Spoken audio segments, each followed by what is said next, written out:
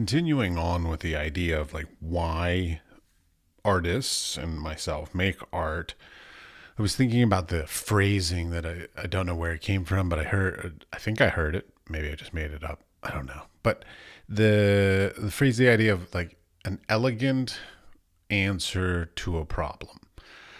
That sort of phrasing, elegant answer to a problem. I love that idea of sort of a definition of what a piece of art is. I mean, the problem could be anything. So it could be how to share an emotional experience. It could be a political problem in the world. It could be whatever it is. And then the phrasing of elegant. Elegant doesn't necessarily mean like luxury or posh or any of those kinds of terms, but elegant means refined and sort of precise, using no more and no less than necessary to express the idea.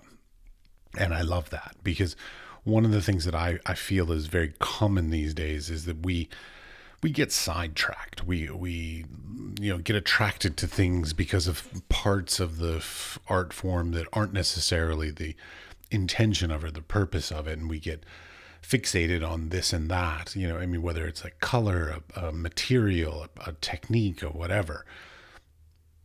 I do the same thing. So I am not pointing fingers at other people for this. I am as guilty of it as anybody else. I often will get fixated on a technique, and I think that technique is the most elegant answer to the problem I'm trying to solve. But oftentimes later, I'm like, well, I took it too far, or I didn't take it far enough.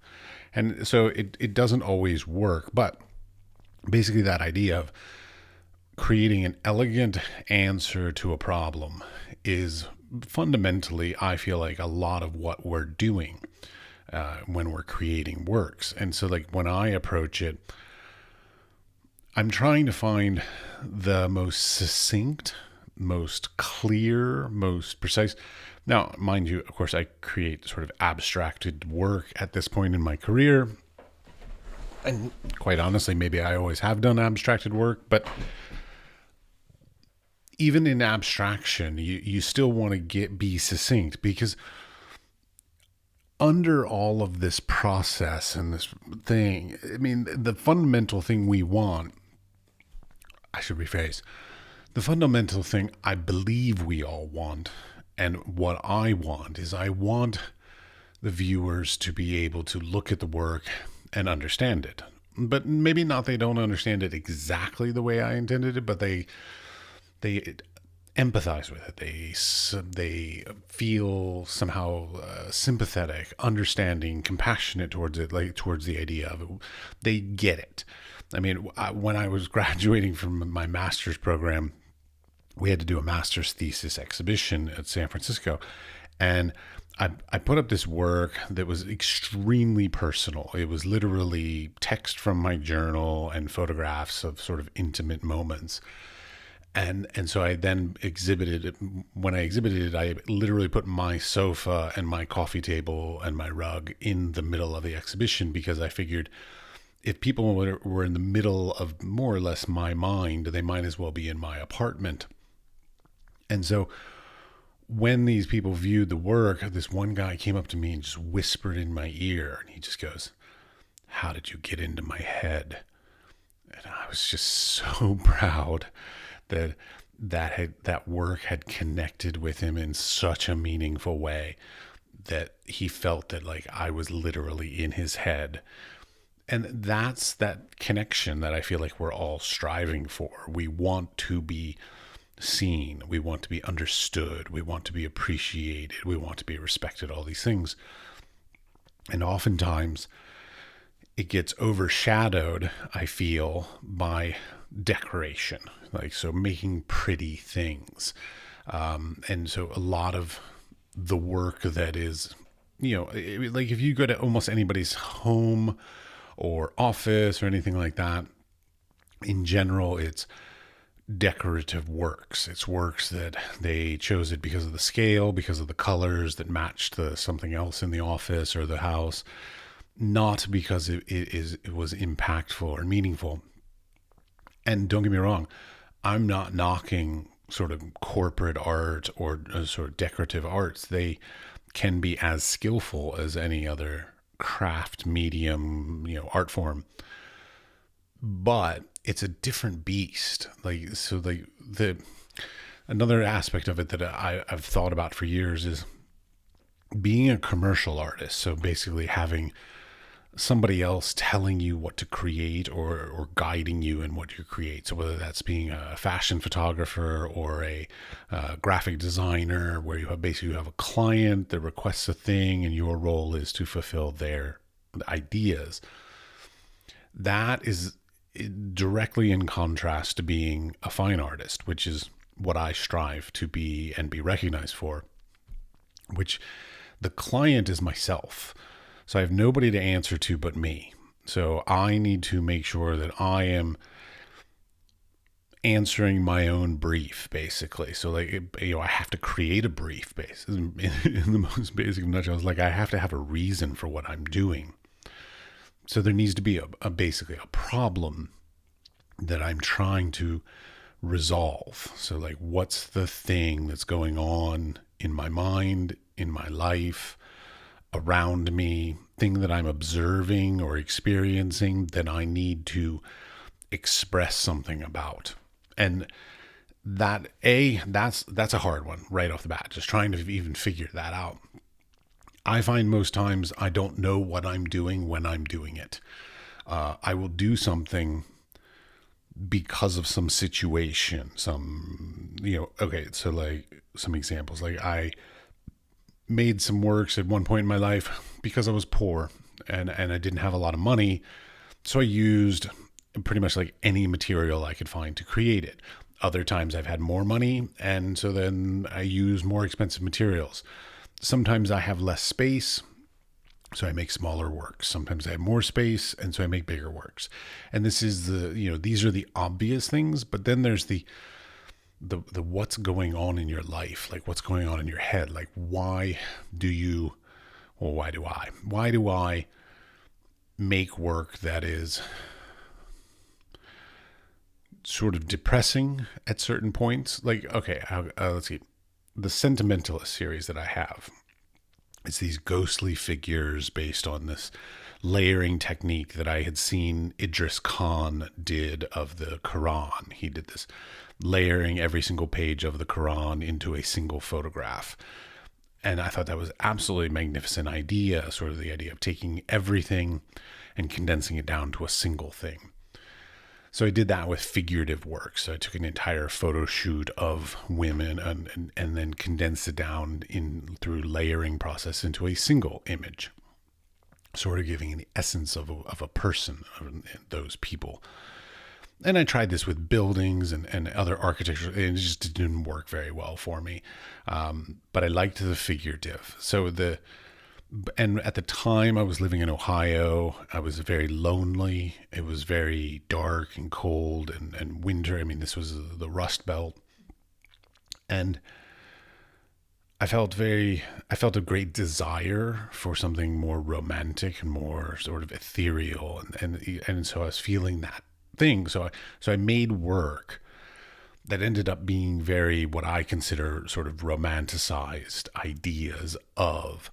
Now, when people see that work, I often get a thing where they say oh, it looks like a ghost. It looks scary. And I'm just that was so not what I was intending for that. And so, that's where, while I made something that is, I believe, aesthetically beautiful, I'm not sure I hit the mark on that as far as what the problem was that I was trying to resolve.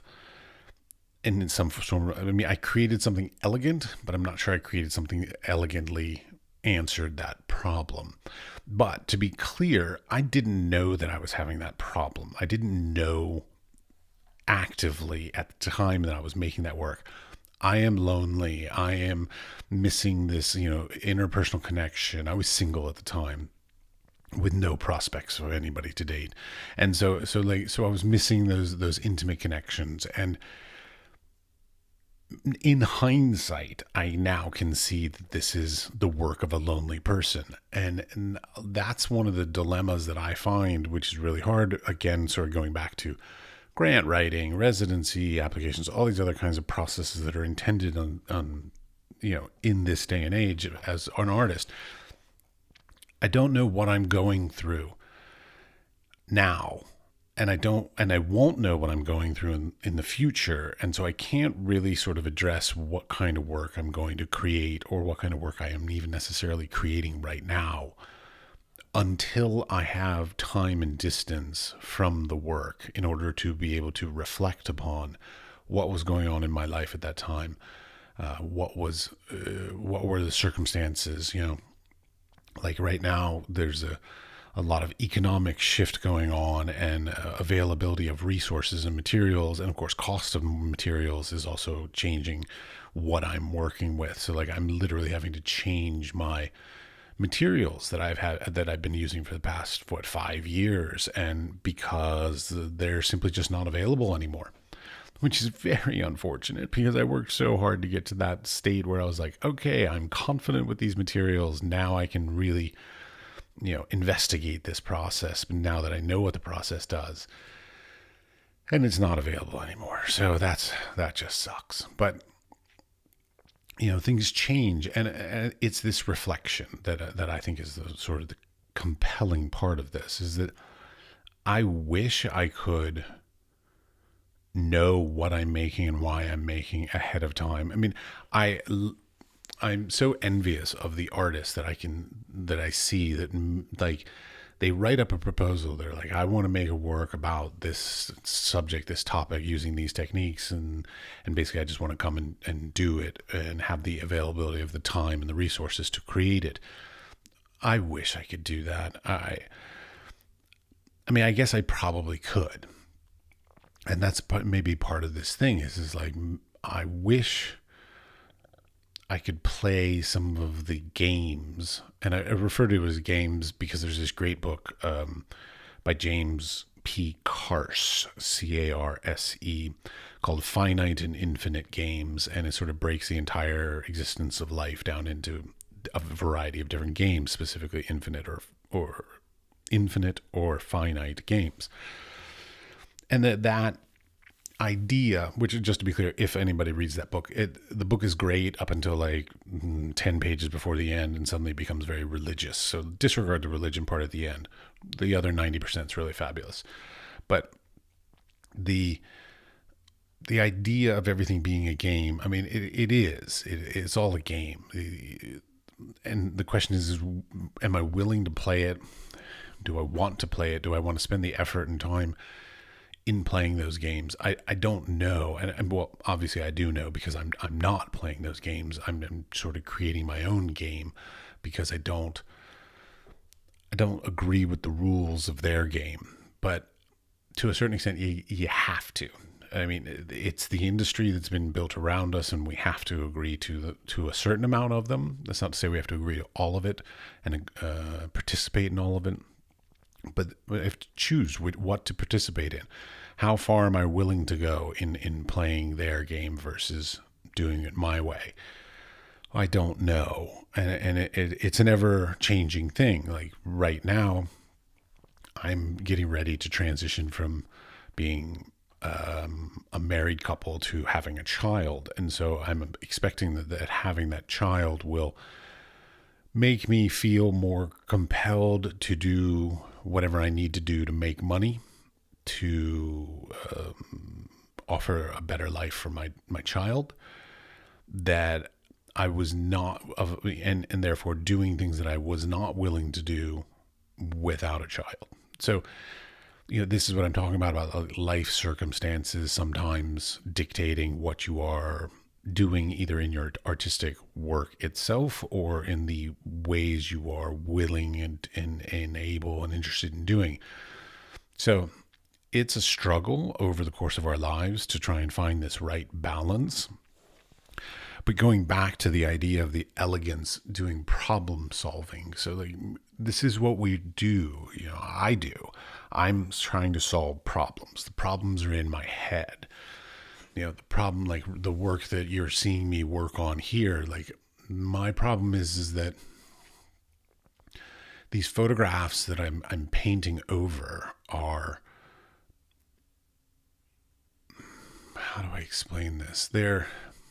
something I made in the past, and I felt that they were perfect at the time that I made them. Perfect's a bit arrogant, but we'll go with perfect. So perfect at the time that I made them, but now they feel wrong. They don't feel like they're expressing what I wanted to express. Like basically it feels like the first, or the rough draft of a thing that I wanted to have more impact, and I wanted it to be more emotional. I wanted it to have something beyond just the photograph, something more visceral, more, more engaging, more emotive. And this is where I've struggled with this over the years, because years ago, I had this friend of mine in graduate school who I kept saying, like, well, my work is about the struggles and my life. Like, they're about the perspectives that I see in the world, the issues, the problems, oftentimes sort of like sometimes what I see wrong with other parts of the world, sometimes what I see wrong with myself. And so that's what I'm trying to express, show, or understand. And she would always say, oh, well, then why don't you photograph yourself? And I'm like, because I'm not very interesting. And so the images that I've used over the course of my career have been very beautiful. Like, I'm not going to sort of like beat around the bush. I like beautiful images.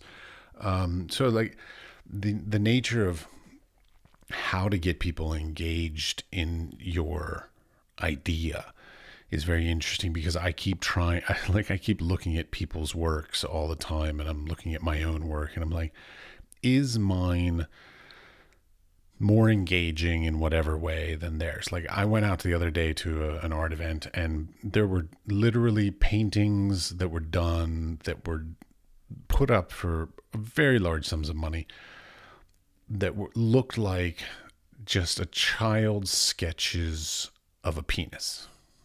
That's it. That's what it was. Bare white canvas with just drawing, like literally sketchy drawings of penises all over it. And for some reason, that piece was for sale for a very large sum of money that I don't understand why. So why is it that some things that are aesthetically not even interesting can connect with some people, whereas what I think is the right way to do things is to try to create one of two things, which is to create something that sort of complements society and their aesthetic interests, or contradicts it. And anything in the middle is just sort of mediocrity. It's like, it's not strongly positioned one way or strongly positioned another way. So it's having the strength to go sort of whole hog on one direction and not being mediocre. Like Tom Robbins had this great quote that said, mediocrity is the hairball on the Persian carpet of life.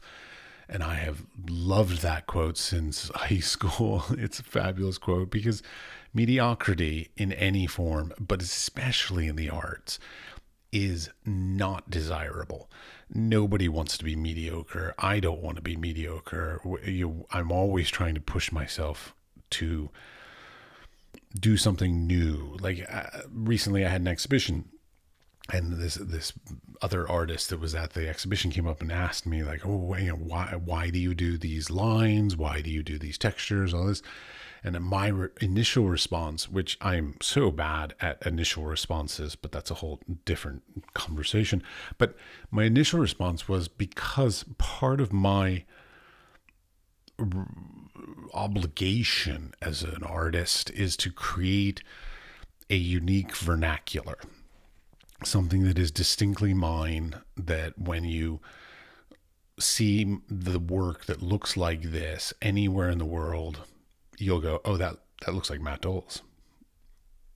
So trying to find that unique voice, whether it's a technique, whether it's a subject matter, whether it's a medium, or sort of a use of a medium, trying to find that unique aspect of your work. I've been striving for it my entire career. Have I found it? I don't know. Am I working like somebody else? Maybe, but I probably haven't seen their work. But have I taken other people's works as inspiration? Yeah, absolutely. Art's not made in a vacuum, so of course I have.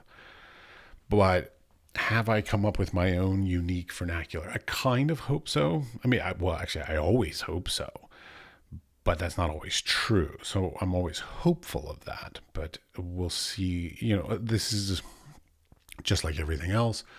It will take time and distance to know whether or not I achieved these things, because, at some point when a curator or a collector finds out about my work and starts, really finding an interest in it, that's when they will put me into the lexicon of the time period or the region or the whatever. And, the arrogance of an artist saying like, well, I work in a postmodernist way. Not really, because the arts industry will place us into that based on other works, other artists, other things going on in the geography of where we live and work or whatever. So we can't dictate sort of where we sit in the art canon. That will be dictated by others, which is good in many ways, but sort of a little depressing in others, because I'd like to be able to have some sort of skin in the game, some ability. And maybe that's what I'm doing here with this archive that I'm creating of the thoughts that are going through my head while I'm making my work. So again, going back to the elegance, I like the word elegance. I use it as a teacher quite often when I'm trying to explain how to compose images and how to create photographs, because elegance is not just like the work itself, the image itself, but the elegance is sort of a phrase that means to me the ease at which the viewer can engage with it, that there's no barrier to engagement.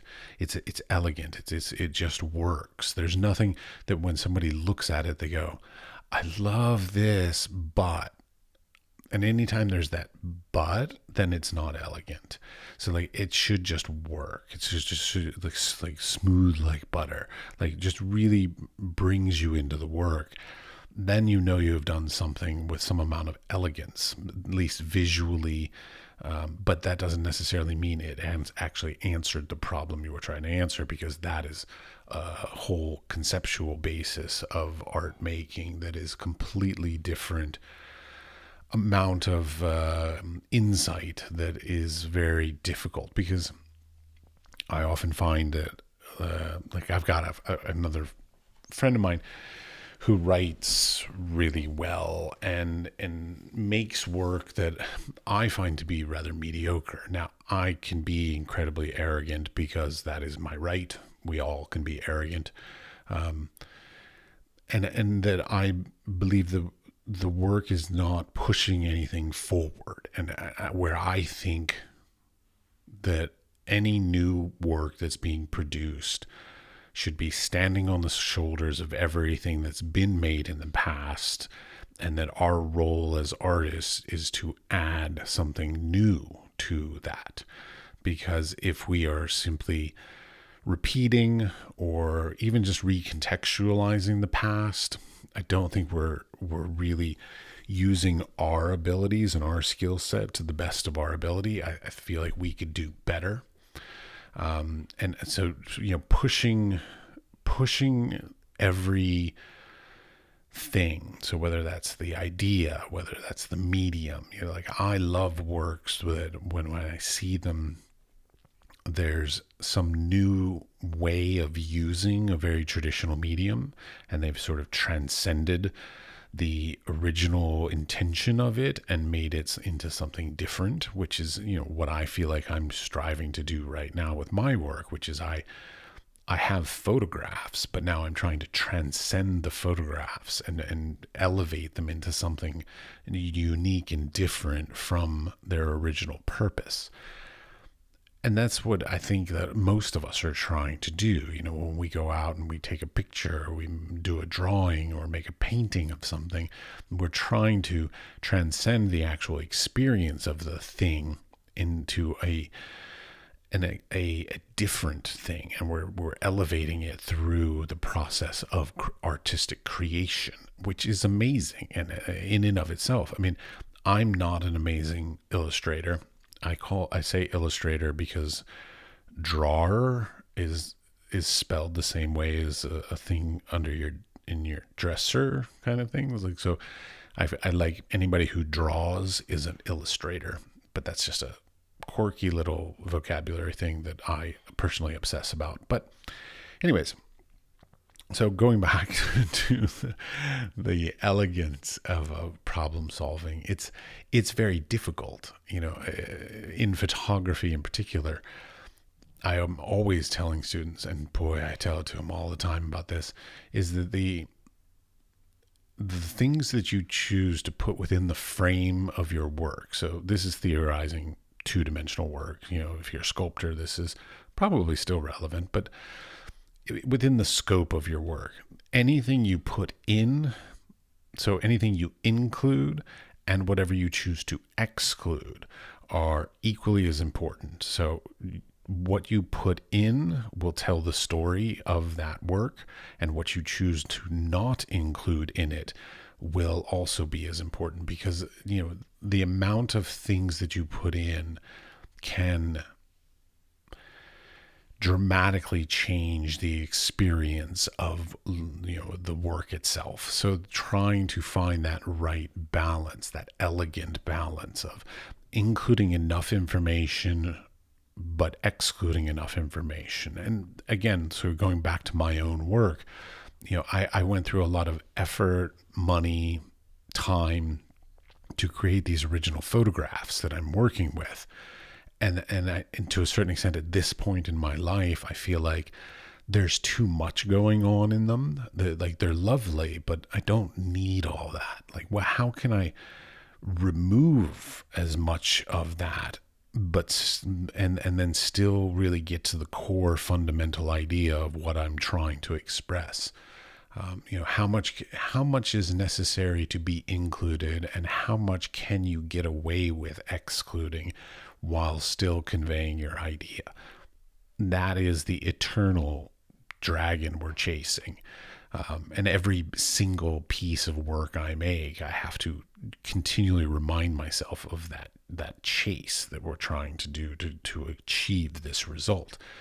There is no perfect. I said perfect earlier just for ease of communication, but like, there's no perfect answer. There's, you know, if you give 10 artists the same brief, they will come back with 10 dramatically different results. I mean, when I was in grad school, I was in the new genre program, which is basically interdisciplinary.